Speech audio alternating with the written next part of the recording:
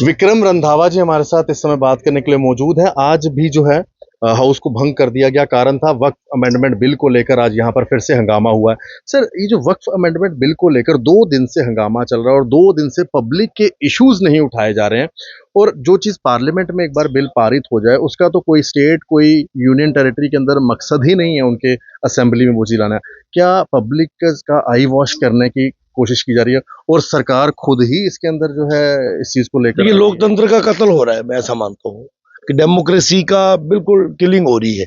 और कर कौन रहा है? जो सरकार में है। स्पीकर किसका है? सरकार वालों का। और स्पीकर साहब ने एज पर रूल हाउस चलाया है।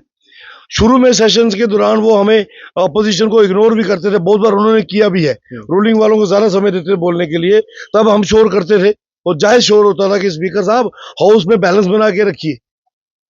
मुझे लगता है कि कहीं ना कहीं नेशनल कॉन्फ्रेंस के लोग मुद्दों से हटकाना चाहते हैं। 2 दिन के अंदर जितने भी सवाल आने थे, कल 40 थे, आज 45 थे, 85 सवाल पब्लिक ओरिएंटेड इश्यूज थे। वो वहां टेकअप होने थे, उन पर डिस्कशन होनी थी।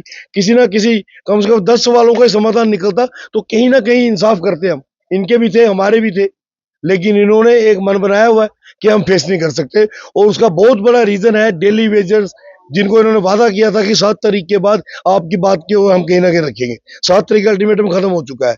उन्होंने रमजान में भी पानी खोल दिया, नवरात्रों में भी खोल दिया।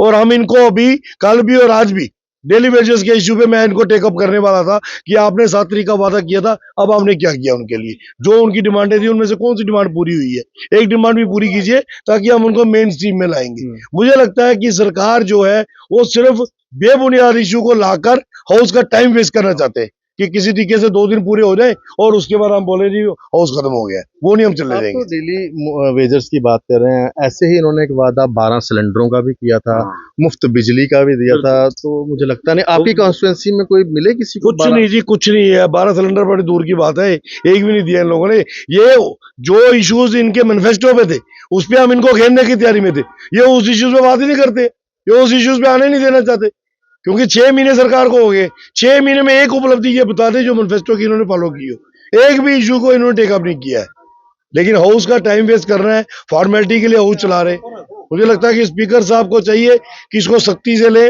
जो लोग जातीय ज्यादा उसमें कर रहे हैं, मार्शल आउट करना चाहिए। हमें भी मार्शल आउट करते रहे कश्मीर के अंदर। आज पीडीपी के एमएलए को मार्शल आउट किया, फिर एनसी वालों को मार्शल आउट क्यों नहीं कर रहे आप?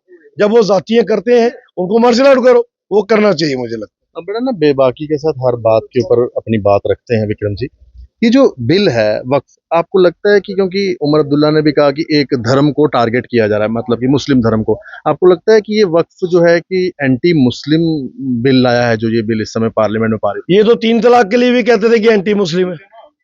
आज उन बहन बेटियों से पूछो जो धक्के मार के निकाल दी जाती थी और बाद में उनके बाप भाई रोते थे बेचारे की बहन घर आ गई वापस।